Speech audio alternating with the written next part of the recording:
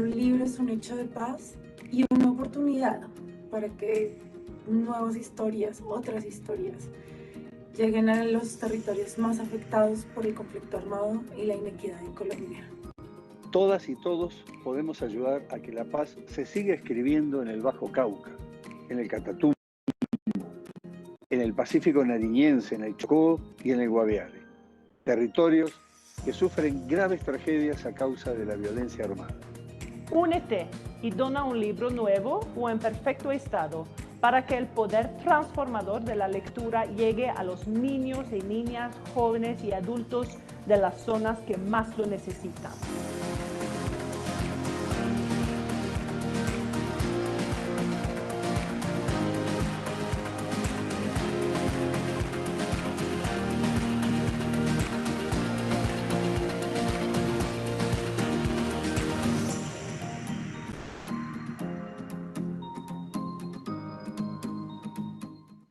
Bienvenidos a la Feria Internacional del Libro de Bogotá. Imaginemos y vivamos juntos esta historia.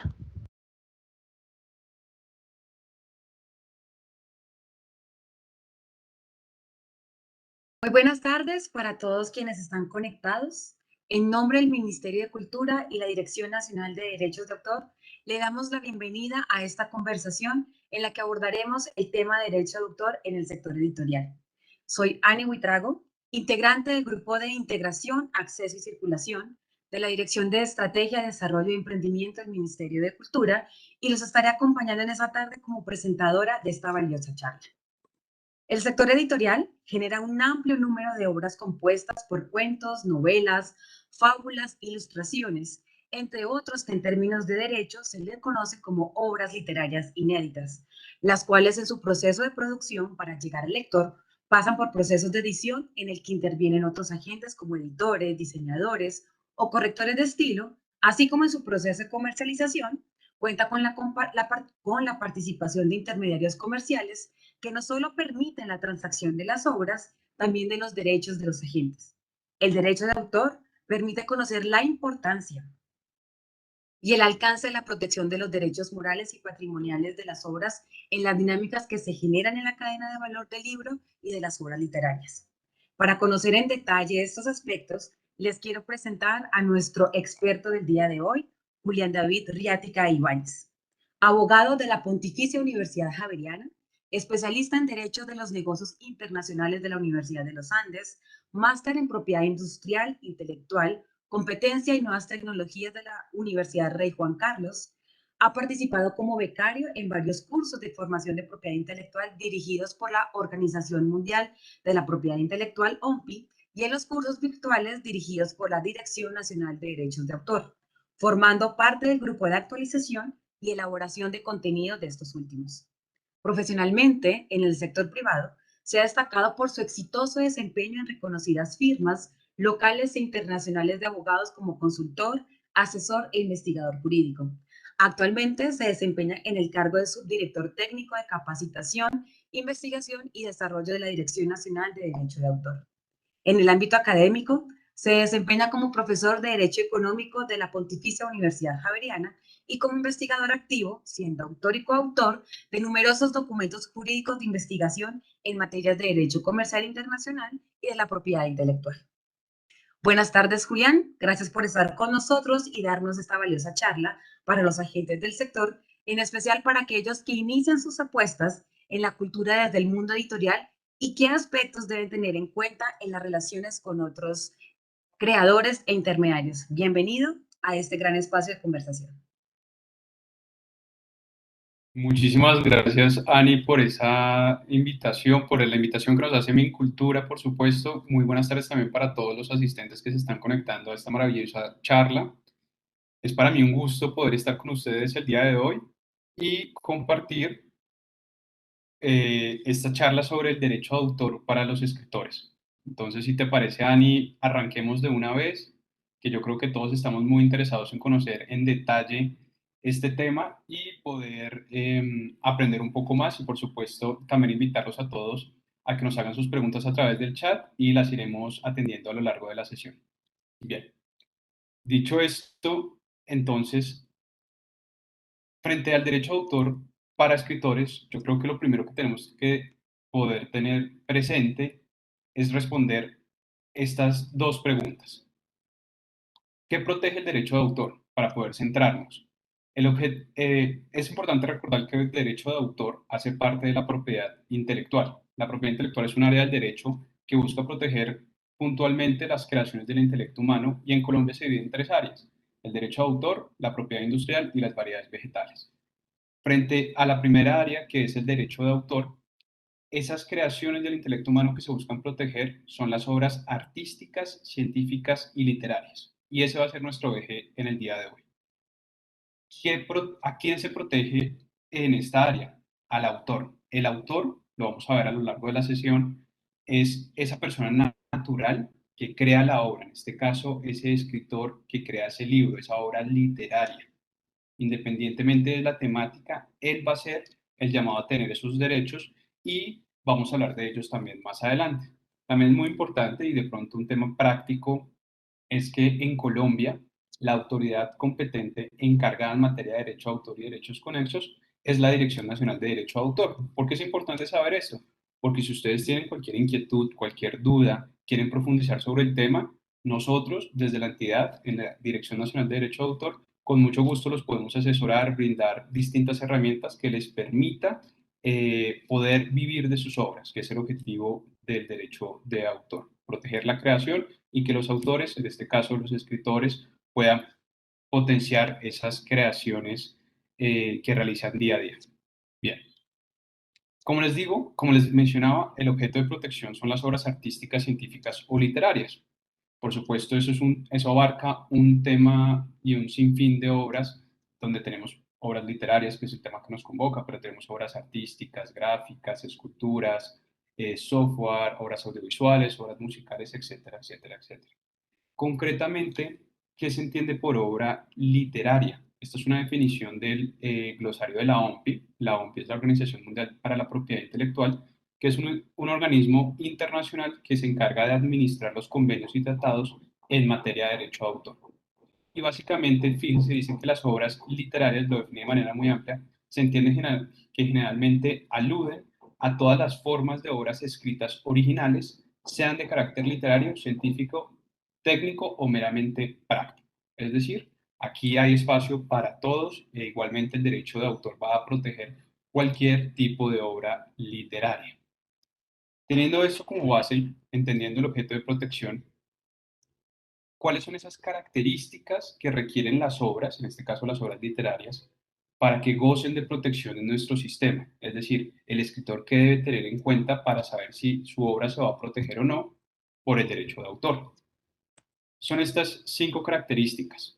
Mirémoslas una a una. En primer lugar, tenemos la originalidad.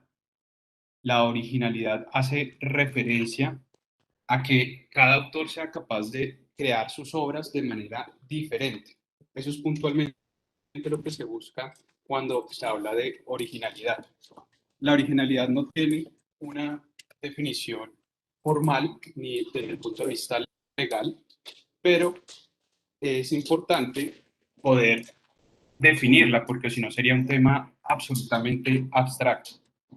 En ese orden de ideas, la jurisprudencia y la doctrina definen la originalidad como la posibilidad, o más que la posibilidad, cuando el autor incorpora la impronta de su personalidad en la obra que crea. Claro, esto es una definición, insisto, muy abstracta, pero en definitiva la originalidad es hacer las obras diferentes. Cada autor, cada escritor puede hacer una obra literaria con un mismo tema. Los temas como tal no se protegen, sino que lo que se va a proteger es esa obra literaria que es diferente, que es original. Existen muchos libros relacionados con historias de amor, o eventualmente libros, no sé, de historias de terror, de crimen, etcétera, etcétera, etcétera. El tema como tal no se protege, sino se va a proteger esa obra original, diferente. En segundo lugar, y yo creo que es clave en este asunto eh, que nos convoca, es romper un mito, y es que las ideas no se protegen. Eso es fundamental.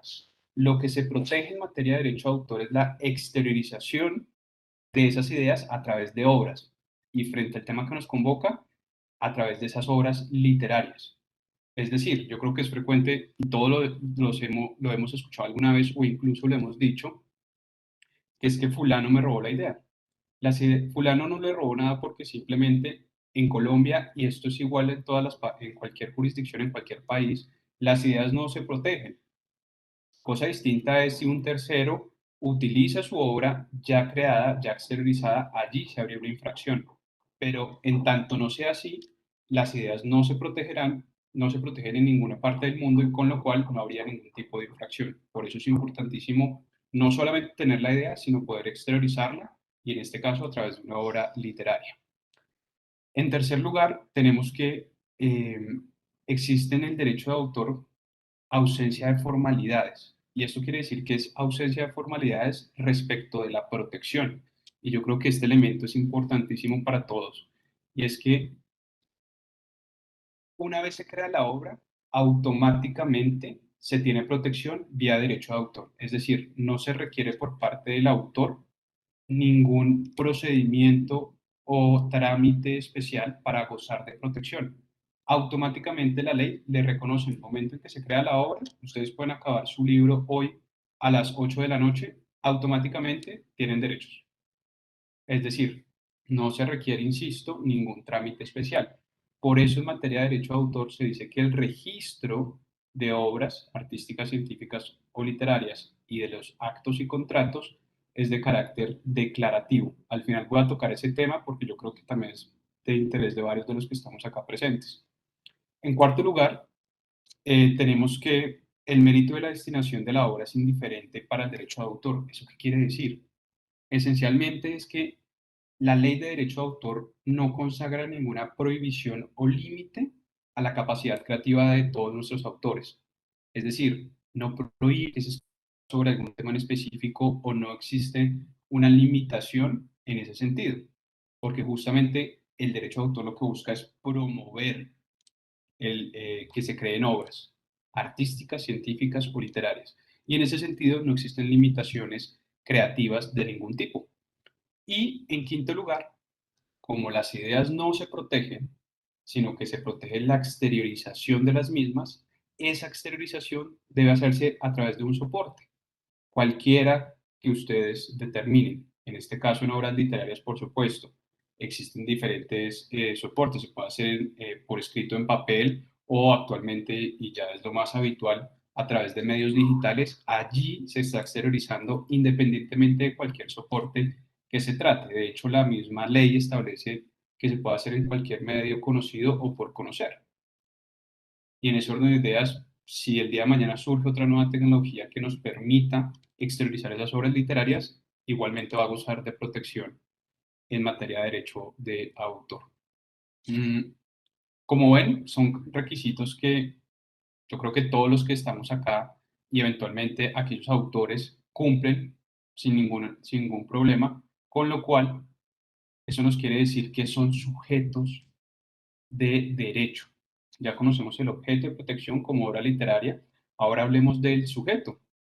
El sujeto, en esencia, es la persona natural que va a gozar de los derechos. ¿De cuáles derechos? De los derechos morales y patrimoniales que ya vamos a hablar a continuación, pero en principio, autor se entiende que es esa persona física que crea la obra, el escritor. El escritor va a ser denominado autor para efectos de el derecho de autor. Él también es considerado el autor originario. Autor originario, ustedes lo están viendo en pantalla, básicamente el primer llamado a tener los derechos. Eventualmente, y a través de un contrato, se pueden ceder o transferir los derechos. Eso también lo vamos a ver, vamos a hablar unos temas de contrato de edición.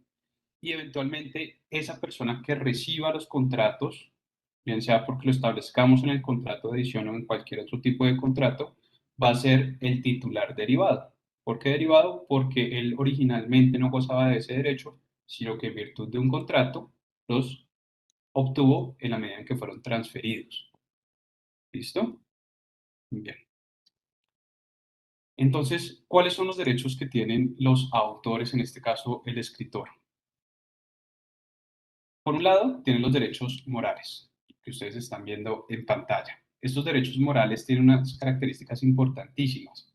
Son derechos que no se encuentran limitados en el tiempo, no tienen contenido económico. En Colombia están elevados a derechos de rango fundamental y básicamente son, ustedes están viendo, inembargables, imprescriptibles, intransferibles. ¿Eso qué quiere decir de manera práctica?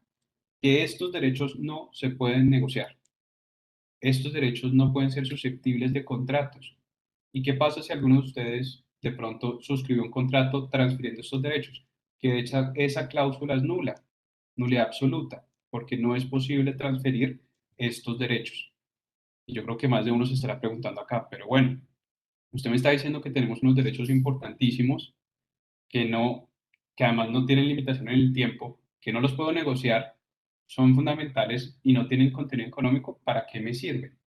Estos derechos morales tienen estas características porque lo que buscan es garantizar esa relación que tiene el autor con esa obra que crea. Con independencia de que luego la negocie y negocie los derechos patrimoniales, siempre va a tener un vínculo con su obra. Y eso es lo que busca el derecho de autor en su faceta de los derechos morales. Son esos 5 derechos que ustedes están viendo en pantalla. En primer lugar, el derecho de paternidad, importantísimo. El derecho de paternidad implica eh, su alcance es que el autor pueda ser reconocido como creador de la obra en cualquier momento y lugar. Eso es clave. Es decir, ¿quién escribió este libro? Esta persona. Que él ya no tiene los derechos de explotación, puede suceder, pero ¿quién lo escribió? Esta persona. Él es el autor.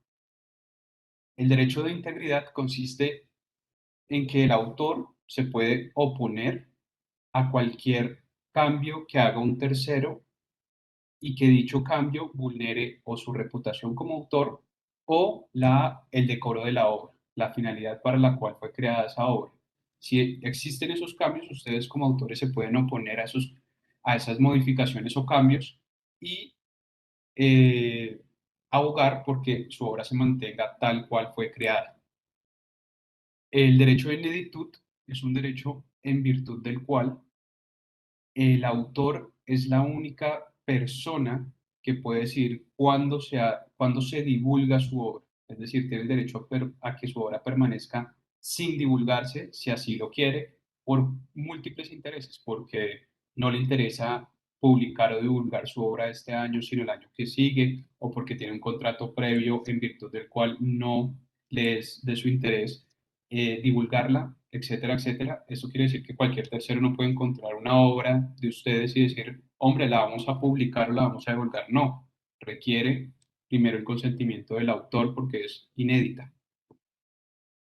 En cuarto lugar, tenemos el derecho de modificación. El derecho de modificación es por parte del autor, es decir, del escritor propiamente, que puede modificar su obra si así lo estima oportuno. ¿Por qué? Porque él es el autor, él la creó.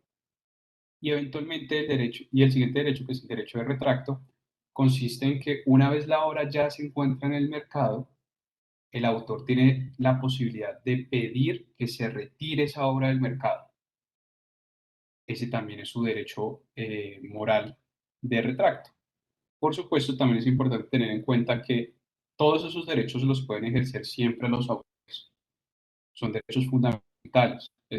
Siempre van a estar vinculados a todos los autores, en este caso a los escritores. Pero ¿qué sucede?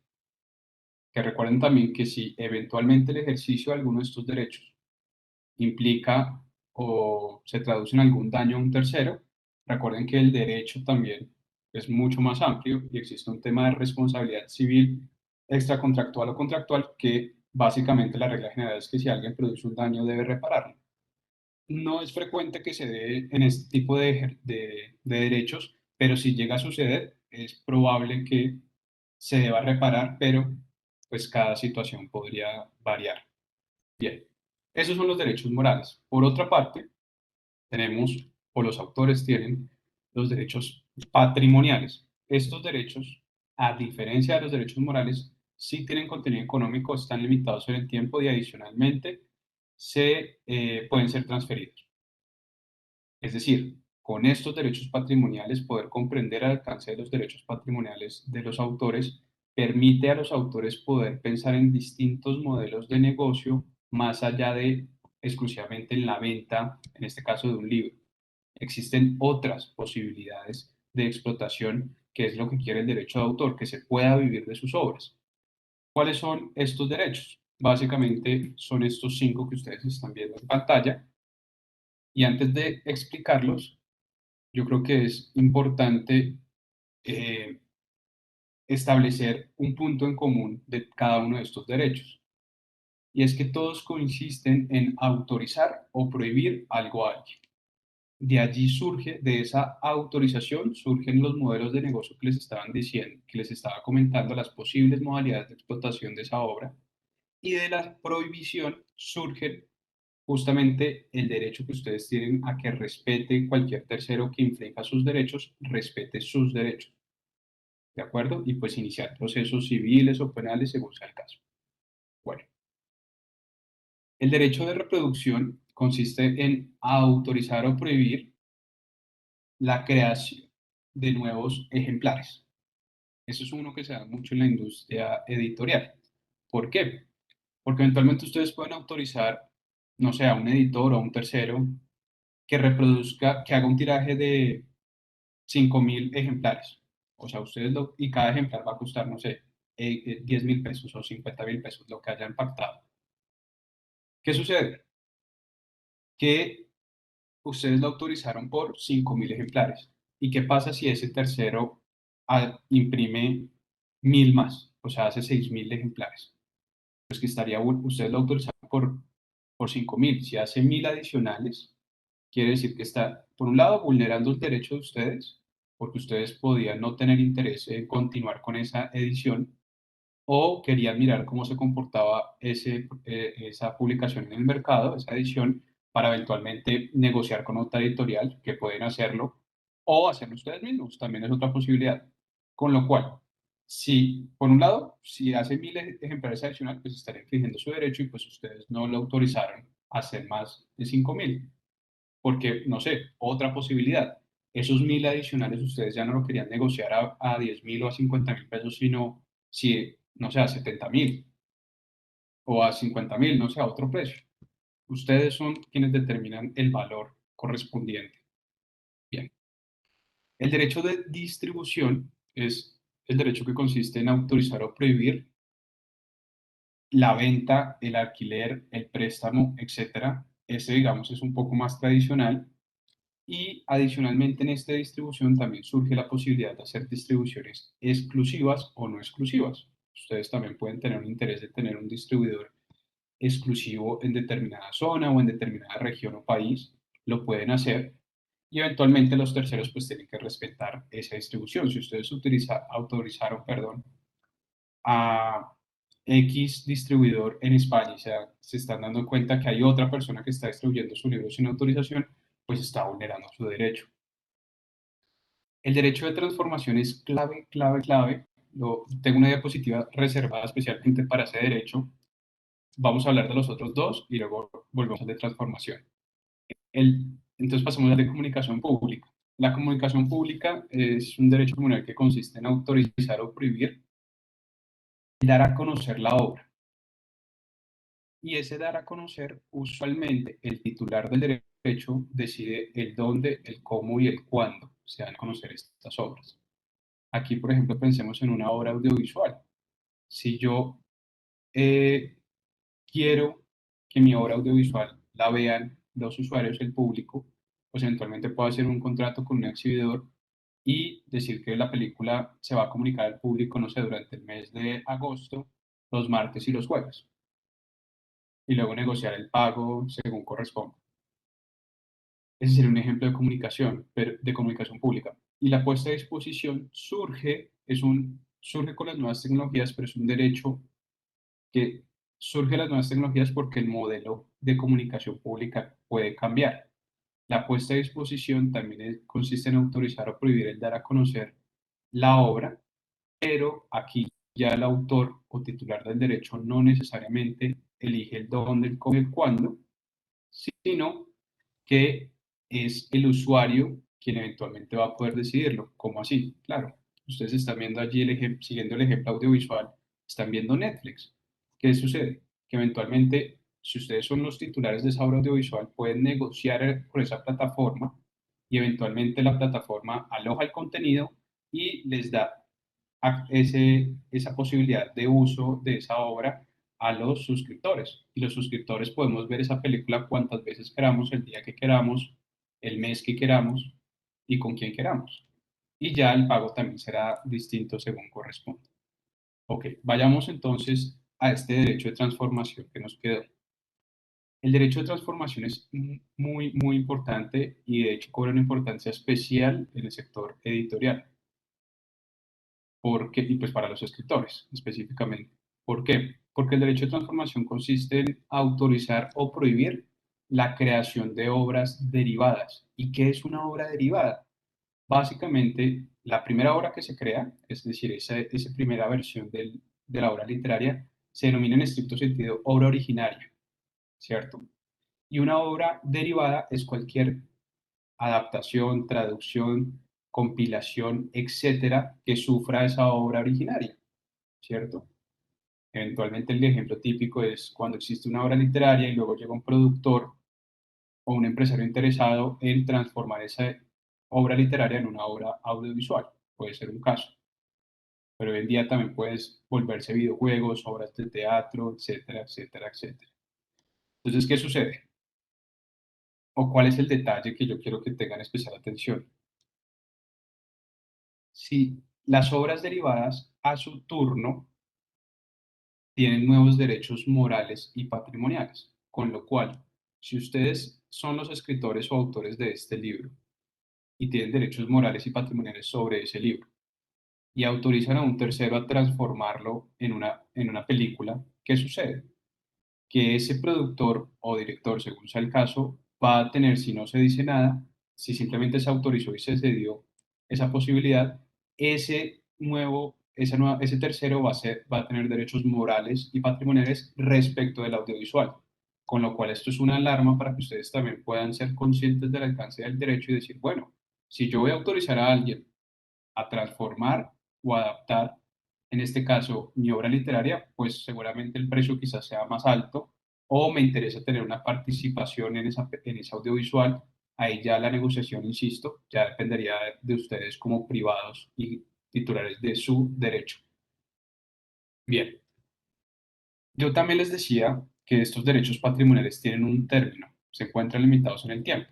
¿Cuál es el término de protección en materia de este tema en Colombia?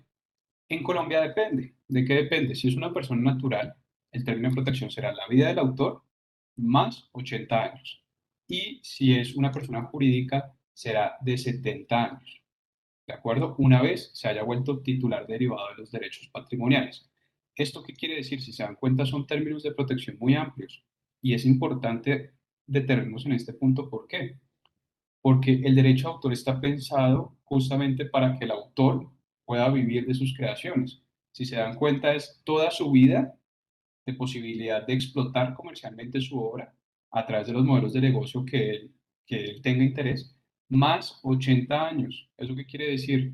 Que esos son activos intangibles que se pueden heredar, es decir, sus herederos pueden seguir viviendo de la explotación de esas obras, siempre y cuando pues ustedes tengan los derechos. Vamos a ver un temita ahorita de contratos, donde si ustedes entregan ese derecho, pues ya no lo tienen dentro de su patrimonio.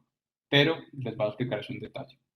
Pero en principio el derecho de autor está pensado para que los autores puedan vivir de lo que crean. Una vez transcurre el término de protección, es decir, pasa la vida del autor más 80 años o pasan los 70 años, ¿qué sucede? Que las obras, pues ya el derecho cumple su plazo y de alguna manera se extingue. Eso es lo que se denomina o se entiende como que las obras pasan a ser de dominio público, es decir, si el tiempo ya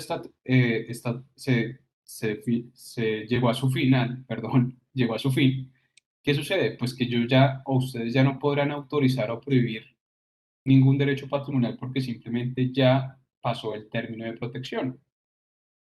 Pero si aún están en término, pues pueden seguir explotando comercialmente esta obra. De no ser el caso, pues pasa a ser de dominio público y eso quiere decir que cualquier persona puede hacer cualquier tipo de uso sin autorización respecto de esa obra que ya no goza de derechos patrimoniales su autor, toda vez que llegaron a su fin. Bien, hasta acá que hemos visto el objeto del derecho de autor concentrado en el tema literario, no, en obras literarias, perdón, que se entiende por ese objeto. Hemos visto el sujeto de protección, que en este caso es el autor, y hemos visto también los derechos morales y patrimoniales y cuál es su alcance. Con esto en mente, hablemos un tema muy relacionado, pasemos a temas un poquito más específicos, y me gustaría hablar sobre los contratos, que yo creo que es un tema clave para todos nosotros y pues los interesados en el tema editorial también. En primer lugar, hay muchos tipos de contratos, yo me voy a referir a tres, pero en primer lugar me voy a referir a estos dos. ¿Qué es una licencia y qué es una cesión? Por supuesto, pueden existir distintos tipos, pero en esencia el objeto es el mismo. Una cesión es un contrato en virtud del cual se transfiere, ojo, todo o en parte los derechos patrimoniales.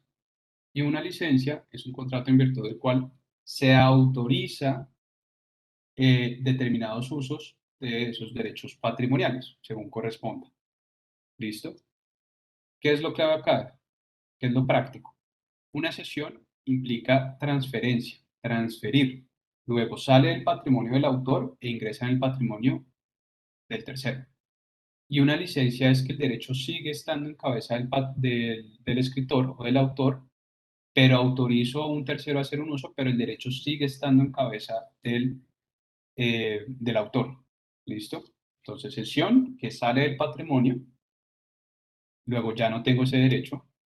Licencia es que sigo teniendo el derecho, pero doy distintas autorizaciones a distintos individuos porque sigo ostentando ese derecho. Eso es importantísimo, conocer este alcance más allá de que no sean abogados, pero sí es clave conocer este tema de fondo, pues el alcance práctico. ¿Por qué? Porque pues si les acabo de decir que, que se protege la vida del autor más 80 años, los derechos patrimoniales, ¿de qué les sirve ese término si después de un mes ustedes transfieren todos los derechos? Es que no pueden explotar su obra como hubieran querido. Quizás era mejor hacer una licencia. O no, según sea el caso. Depende, pues, por supuesto, de sus intereses. Bien, ese era el primer punto que quería tocar frente a estos dos tipos de contratos que, insisto, la esencia de esos contratos es lo que les acabo de explicar. Por otra parte, sí me quiero detener mucho en el marco de este tema de derecho de autor para escritores, es el contrato de edición. Este contrato sí que suele ser usual y frecuente en pues para todos los escritores. Y básicamente este contrato, pues para aquellos que les interesen, no aparece en la diapositiva, pero esto está en el artículo 105 y siguientes de la Ley 23 de 1982, que es la Ley sobre Derecho de Autor, artículo 105 y siguientes. Básicamente, y me permito leer, pero básicamente se dice que por este contrato el titular del derecho de autor de la obra literaria, artística o científica, ojo, se obliga a entregarla a un editor que se compromete a publicarla mediante su impresión gráfica o propagarla y distribuirla por su cuenta y riesgo. Así se define jurídicamente este contrato de edición, que muchas veces y muchos escritores pues se ven enfrentados día a día. ¿Qué podemos extraer de este artículo? Ojo, el editor es quien asume la responsabilidad de la edición de este caso de la obra literaria. Es él, bajo su cuenta y riesgo, quien asume esa responsabilidad de la edición. Dos, aquí en ningún momento, yo creo que esto es frecuente en la industria y es importante aclararlo, fíjense que en la definición no se dice que hay una cesión de derechos. Eso ya es distinto. Si las partes quieren incluir dentro del contrato de cesión dentro del contrato de edición, una cesión lo pueden hacer, pero en principio el contrato de edición no implica una cesión de derechos, con lo cual ustedes pueden mirar si tienen interés de hacerlo o no, según sea el caso. Y en tercer lugar, el autor pues puede vigilar ese proceso de edición, puede estar involucrado, no es que sea una vez entrega la obra, automáticamente queda separado del proceso, no, todo lo contrario, de hecho puede participar, puede estar vigilando ese proceso. ¿Qué recomendaciones podemos extraer de este contrato? Recomendaciones prácticas. Uno, eh, si ustedes quieren que sea un editor exclusivo, debe pactarse. Tampoco implica el contrato de edición una exclusividad per se. Ustedes pueden tener varios editores, pero si lo quieren hacer, lo pueden hacer. Dos, es importante también tener en cuenta si se trata o no de una obra inédita. Recuerden que las obras inéditas, en principio, es un derecho, el derecho moral de ineditud, que le corresponde al autor determinar cuándo va a divulgar esa obra, si quiere divulgarla o no. Y en tercer lugar, es importante establecer el término o el plazo más bien del contrato, fijar un tiempo. ¿Por cuánto tiempo va a durar ese contrato? Porque ustedes a futuro o una vez ya iniciados, pues una vez ese contrato inició, pueden que tengan otras ofertas u otros intereses, por eso es importantísimo establecer cuál va a ser el tiempo. Es en este contrato y en todos. Siguiendo con las recomendaciones, les voy a hacer un paralelo respecto de las recomendaciones principales y qué es lo que dice la norma como norma supletoria. Y aquí hago un paréntesis. Una norma supletoria es una norma que cobra fuerza o aplicabilidad más bien cuando las partes en su contrato guardan silencio o no establecieron nada frente a ese punto. Es decir, si ustedes no pactaron sobre ese tema, la ley va a entender que funciona de esa manera. Yo creo que con esto lo ven mucho más claro. ¿Cuál es la recomendación en frente al tema de contratos de edición? Primero, pues establecer cuáles son los plazos y condiciones de entrega, por ejemplo, del original. ¿Por qué? Porque si no se establece cuál es el plazo y condiciones, se entiende que se dará con la firma del contrato. Por ejemplo, frente al plazo para la venta o edición, si no se pacta nada, se entiende que es 2 meses tras la entrega de los originales. El número de edición, si no se dice nada, se entiende que solamente se está pactando por una edición, es de solamente una edición. El número de ejemplares, el anterior al número de ediciones, perdón, el número de ejemplares, si no se dicen cuántos ejemplares son en el contrato de edición, la ley entiende que frente al silencio de las partes, entenderá que son 3.000 ejemplares. La forma que será fijado el precio de venta de cada ejemplar. Si las partes no acuerdan ese precio, la ley entiende quién lo puede fijar o será fijado más bien por el editor, con lo cual es una posibilidad que ustedes tienen en esa libertad contractual de negociar ese precio, pues de fijar el precio, porque si no se establece, la ley entiende que lo va a fijar el editor. Y las regalías que corresponderían a los autores o escritores. Si no se pactan, se entiende que es el 20% del precio de venta al público de los ejemplares. Por ejemplo, usualmente pues puede pactarse por menos o por más, eso ya depende, pero si no se dice nada, eso es lo que entiende la ley. Hablando de temas de remuneración, frente a este contrato de edición, ¿cuáles son esas posibles formas? Básicamente existen tres modalidades. Ustedes son libres de negociar o mirar cuál es la que más les interesa según cada caso en concreto. La primera es tanto alzado que no es cosa distinta a establecer una suma fija independientemente del resultado de las ventas. Es una suma fija. Dos, perdón, puede ser proporcional. ¿Proporcional a qué? A los ejemplares que se vendan. Y existe una tercera posibilidad que es una combinación de las dos anteriores. Por supuesto, cada forma de negociación de precio puede variar. La más frecuente quizás suele ser el tema de la proporcional o por porcentajes, pero es un tema que ustedes pueden, la ley les permite poder negociar en cada caso en concreto. Dicho esto, y siendo muy juiciosos con el tiempo, yo sí les quiero dejar, antes de terminar con este mensaje importantísimo, y es que el uso de cualquier obra que se proteja, que vaya a ser un tercero, debe contar ese uso con la autorización previa y expresa del titular de esa obra. Es decir, si ustedes como escritores tienen una obra, tienen derechos patrimoniales sobre esa obra, y un tercero quiere hacer un uso de esa obra, les tiene que pedir autorización, porque si no pide esa autorización e igualmente usa su obra, estaría eventualmente o potencialmente cometiendo una infracción a sus derechos patrimoniales. Y ustedes están en todo el derecho de exigir que esos derechos se cumplan. Es importantísimo, esto aplica para cualquier tipo de uso. Por eso es clave tenerlo presente. Y para finalizar, les comentaba el tema del registro que les dije que iba a tocar al finalizar la charla.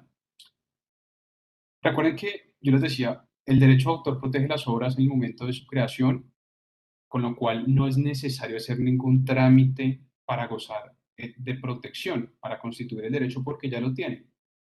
Lo que sucede es que el registro en materia de derecho de autor es declarativo, sirve para demostrar algo, sirve específicamente para demostrar que ustedes son los titulares de